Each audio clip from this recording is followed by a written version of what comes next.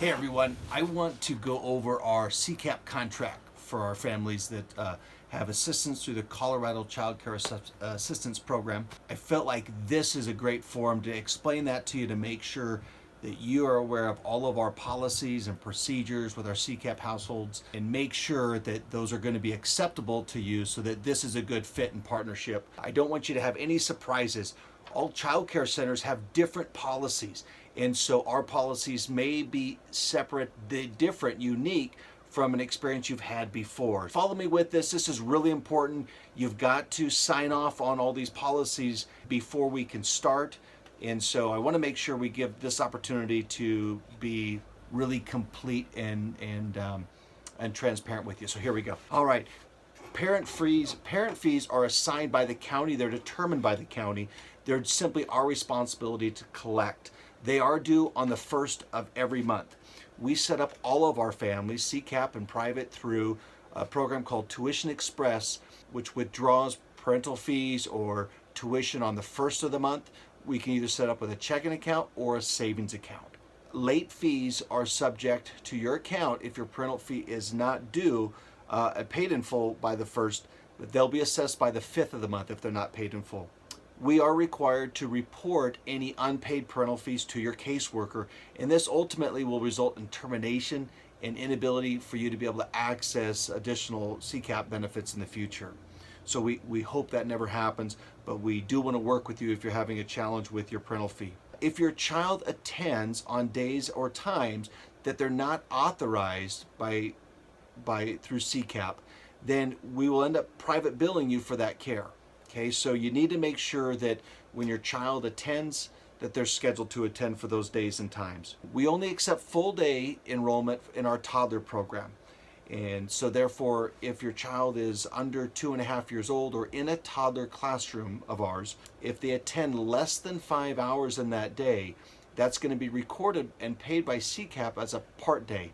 We're going to charge you the difference between our part day rate and the full day rate to make up for that, because we can't afford to do part-time care in our toddler program due to the small number of children in those classrooms. It's really important to always maintain your child's check-in and out on both our check-in system and on the ATS. So we've got some other helpful videos and links. We're going to put a video probably right up in this corner that's going to show you our ProCare check-in. That is our record keeping as a center. And then we'll put another video right up in this counter that's going to show you an in-depth procedure on how to use their ATS, and that system is what pays for the care. So ProCare is our attendance, and ATS is the system that pays for care. We really need to learn how to do both of those. So that video will be for you as the primary family guardian of the children you're enrolling with us. We're going to make another video. We'll put it right down over here. This is a video that you want to click on. You want to save that video, save that link. You can copy it and paste it, maybe to your notes in your phone or something like that. You could paste it into a text message to a family member. So this video is a real brief video that helps Uncle Henry, Aunt Nancy, Grandma Sue come in and understand how to use our ATS system, because it's a little bit unique. So this will be nice and short for them. So you can literally show them the ATS for grandparents, the ProCare video for the clock in. This video over here, this ATS one, is going to be for you. It's going to have all the in-depth do's and don'ts, whatnot too, about how to use that system. So make sure we're using those. It's really important that you maintain accurate attendance logs, check-in and outs on ATS. In our contract, we do have a $5 fee for incomplete entries or confirmations that are not fixed within the current week. There's some things that are out of your control that only we can fix for you. Those things, we need you to communicate that to us. So you really need to pay attention to the check-in and out each day, each week, and make sure you're communicating to us by the end of the week. If there's anything that we need to fix for you, you can do it with a sticky note. We have those in the entrance of both of our centers, and communicate that, so we'll do that. Try to get that fixed ASAP for you. We audit all of the ATS every Monday morning. Unless we had an administrator that's sick or out, Every Monday morning we'll make sure we get it audited, and so by Monday, by noon at the latest, you should start seeing requests for confirmations to be made. We'll cover all that in that video right there for you, but so know that we'll get those audited Monday morning, so you'll have Monday afternoon, Tuesday, and Wednesday. That'll be Wednesday's day 9 to get all of those confirmations done. Make sure you understand the 9-day system. So we need you to make sure you keep ATS dialed in every day, but by the end of Friday, we've got to make sure it's 100% on your side, everything that you can do. And then Monday we'll audit. So if last Monday, let's say this Monday, there was an error that needed to be fixed, we get through the end of the week, that's 5 days. Next Monday is day 7. And then Tuesday, Wednesday is day 8 and 9. By Wednesday, by the end of business on Wednesday, you've got to do any confirmations from the previous week. So those 9 days include the weekends, or else CCAP won't pay for those days. Any days that are not properly entered into CCAP that they don't pay for, that's a user error, is going to be private billed for. So we are going to do our best to make sure we maintain our side of that ATS, but ultimately this responsibility is going to fall on you, the parent, the family member, the guardian, to make sure every day you're clocking your child in properly on ATS and out at the end of the day as well. DHS provides for 2 absences a month. So if your child is sick for a day, they stay home with a cough or sniffle, and then the next day during the month, maybe they're playing hooky with grandparents. We're not going to privately bill you for those 2 days. If they play hooky for an extra day, so now there's 3 absence, we're going to private bill you for that 3rd day. We're holding a spot. So we're a tuition-based program, which means we're going to charge based on the reservation that your child has with us, based on their schedule. So just know that beyond those 2 absences, you're going to be charged. A couple things about absences. We do require you notify us if your child's going to be absent. Whether they're sick or they're playing hooky, we need to know that, because we don't get compensated by the county for those absent days. So if we have someone that is looking to drop in or can fill that spot, that allows us to do that. And ultimately, we just ask for that accountability to let us know if they're going to be absent. DHS sick days, this is really important. We don't want to charge you anything we don't have to. You need to understand that if your child is sick and you take them to the doctor or physician and they excuse them for that day, we can take that doctor's note, bring us that doctor's note. We'll take that doctor's note and we'll give that to the county at the end of the month, and they will reimburse us for 10 days that they're absent. So basically, we can bill them for 10 days per 12-month cycle of absent days that are excused by a doctor's note. So if little Henry's got the sniffles and you decide to take him to the doctor, we can bill the county for that up to 10 days in a 12-month period.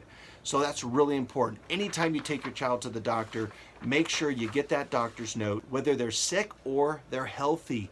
Please, that excuse note says, hey, they're good to come back. We don't want to inconvenience you. If your child is not contagious, we just want to, so we've got to make sure, though, that we're meeting the health requirements, which is if we have symptoms, that we have them either excused or we have the child, out of care for that period of time. So take them to the doctor's note anytime they're not sick, if it's appropriate to. Get us that doctor's note so we don't have to charge you for absences. Even if it's the first absent and the only absent of the month, please do that, because that way we can be compensated for that day, for holding that spot, and that's really helpful for us to meeting our financial demands. Here's a unique one, and always check into this, but infant and toddler care is really hard to find. And recently, Colorado had to deal with infants and toddlers, and with us for toddlers, it's relevant that if you're a student, for example, and you're out of school, you can't afford to pay for childcare when you don't need childcare. When you're in school, you're maybe not working. They have some ways you can ask your caseworker about holding a spot for a toddler as up to as many as 45 days a year. They have to be in attendance, but there's some provisions in there as well. So if you're a student and it's like Christmas break, winter break, you don't want to lose that spot because you're going to be out for a couple weeks, you can bring your child, for like 5.5 hours. Let them play, let them socialize, spend the next half of the day with your child, and they'll care for that. But you have to get that pre-approved in advance, and that was a need grant thing, so you want to make sure you check into that. All right, hey, wrapping up, we're almost done here. Regarding school-age children, and specifically non-school days, you need to make sure that you're communicating clearly with your caseworker and with Discovery Kids your need for full-time care in that day. So if you have a 7-year-old that's in first or second grade, and they come, say, just before school to Discovery, and then we transport them to their elementary school, but then you need us for a non-school day. So let's say it's Martin Luther King Day, which is a Monday, and you need to make sure your caseworker knows that you need full day approval for non-school days. That's really important. You also need to communicate that with us as well. So holidays, teacher work days, any non-school day contact, that's really important. You also need to sign up for those days with Discovery Kids. A physical way that you've made sure that we know that you actually will have a sign-up form for you so that we know we're reserving a spot for you. That's really important. We have ratios and licensing requirements we always have to watch. Here's the important part though. If you sign up for a non-school day, for that full day, and do not attend, we are going to bill you for that. That's going to be a private bill, and that does not fall into the absences category. That is a non-school day. You said, yes, they're going to be there on Monday, Martin Luther King Day. We're going to hold a spot here, make sure we're staffed. If you don't show, we are going to charge you our private rate for that day for holding that spot. So really important that you look ahead and have really good communication on these non-school days, as they're always something that we work really hard to micromanage so that we have room for those families that need care. Make sure you let us know if your child's going to be absent anytime, whether it's a non-school day or not, whether toddler to school age. It's really important and critical you notify Discovery Kids of any absent days that are coming up. If your child's sick that morning, you need to call in and let us know that your child's not going to be there. Appreciate that. And then finally, a 2-week policy. So we ask for a 2-week notice if you're going to be withdrawing from care. Maybe you're moving or job switching or something like that. But tuition is required for that 2 weeks notice. Now this is not unique to our program. Every center is going to require some kind of written notice. 99% of them are going to require a 2-week notice.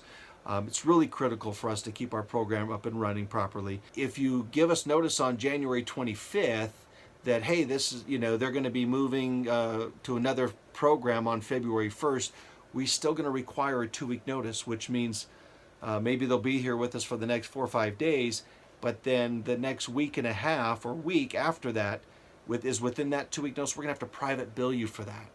So if you have 3 kids, private billing for an extra week of care times 3, goodness, that's going to be, that could be $500-$600. So please, if you are getting ready for a transition, make sure you give us a 2-week notice, because we don't want to bill you for care that you don't need, and we just want to have good communication. So thank you for watching this video in its entirety. It's really important to us that we have a great partnership with all of our households, and CCAP is a little bit unique, so we wanted to make sure that you have a good understanding of what those expectations are in order for this to be a great and healthy partnership. Thanks. Appreciate you. Have a marvelous day.